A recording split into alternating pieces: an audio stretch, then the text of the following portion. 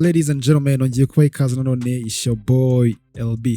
Hano ngiye kwereka uko nakoze ino hologram, just iri simple nkuko uri kubibona. Ino clip yanjye niyo nabanje gushutinga, just ndimo guscrollinga nkaho meze nkaho ari screen ndi guscrollinga iri ku gikuta, and then ikindi naje gukora screenshot recording muri telefone, ariko naje kuyirecordinga n'ubundi ngendeye kuri clip nabanje gushutinga bwa mbere, aricyo twita timing. So nuvuga ngo hanga nkuko uri kubibona muri timeline yanjye mfite clips ebyiri.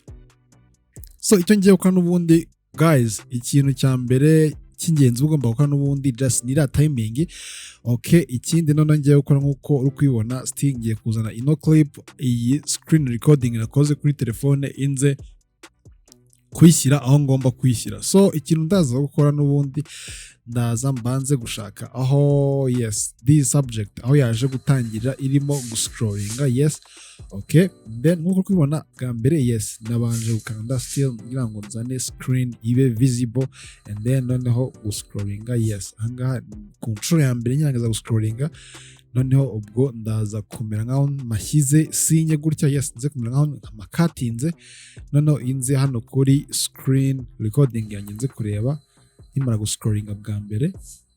Alright guys, tukora byajyanye. Okay, ariko yes ugomba kumakinga sure yuko ibintu birimo fresh. Okay, yes hanga urabona yuko ibintu birimo neza cyane. Bana scrollinze kabiri double. Okay, hanga biri cool, and then ndamanura. That's all.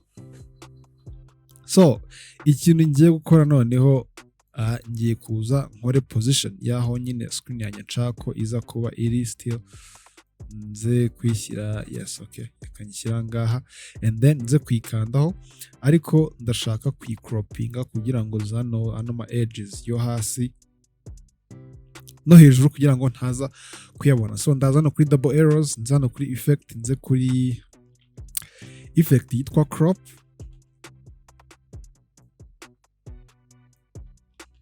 Kuri crop. Okay, ndaza kwishyira no kuri screen recording yanjye, ubwo nze gucroppinga bino bintu byo hasi, and then hano hejuru small crop gutya. Okay, gutya ubona ko bisa neza. None ikindi guys abiterwa naho ushaka kuyishyira, hari indi effect dukoresha yitwa corner pin. Iyi corner pin naho ndaza kwishyiraho iyo nyishyize kuri clip yanjye. Urabona corner pin, ndaza no gukanda no kuri corner pin settings, urabona yuko mpita ndisivinga utudomo tune. Yes, tuba turi n'ubundi ku nguni ya buri clip. Impamvu hano twaje turi hasi nuko namaze gucroppinga, ariko dufata kuri ku nguni kuri clip, and then ahangaha ushobora gukora position bitewe nuko ushaka ko hologram yawe iza kubimeza. Ushaka kuyikora as 3D dimension. Okay, wenda bitewe n'ahantu ushaka kwishyira mu kirere cyangwa ushaka kwishyira hehe.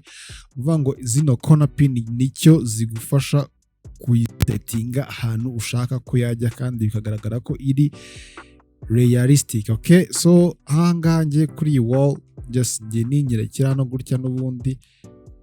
Yes, urabona ko n'ubundi isa fresh, imeze neza nta kibazo. Wenda ndasa nkaho nyihengeka mo gakeya hawo.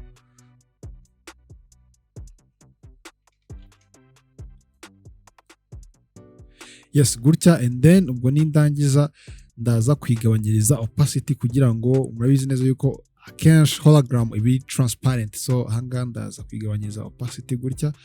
Yes, ushobora kwigabanyiriza opacity bitewe nuko ushaka ko nyine iba transparent. Okay, and then ikindi ndaza gukora still, urabona yuko hano iyi subject yanjye ikintu yakoze ikimara yes yaje gupressinga, bivuze ko nyine just akimara gupressinga hologram ihita iba visible. So ikintu ndaza gukora rero, ndaza gukanda ahangaha akimara gupressinga nka ashize nk'ama frames makeya, inze kwadingaho keyframe ya position na scale, kuko noneho inze kujumpinga nsubira inyuma, noneho ndebe aho akimara gukanda still ahangaha gutya, noneho inze kugabanya iyi scale y'iyi video. Okay, ariko noneho inze kuyimanura hano. Yes, bibise nkaho yaturutse aho yaje gupressingira kuri iyi wall. Okay, so nze gushyiramo 0. Noneho ubwo nindangiza ndaza guselectinga zino keyframe noneho nkandeho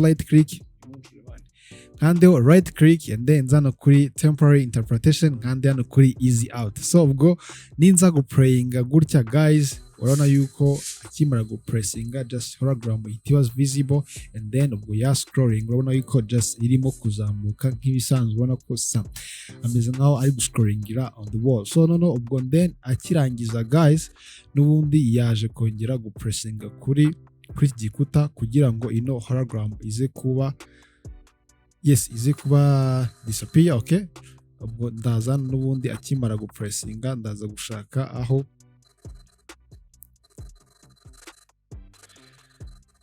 akimara gupressinga hano kuri gikuta. Okay, hano ubwo n'ubundi inze kwadingaho keyframe noneho inje kujumpinga izindi keyframe nkeya, wenda yarangije n'ubundi inze kuhashyira 0 hano kuri scale. Okay, ibe disappeared. Okay, ubwo ninza guprayinga urabona yuko just ukuntu this hologram yanjye imeze guys. N'ubu kuri ushobora creatinga hologram iri simple, nako nta bintu byinshi dusabye.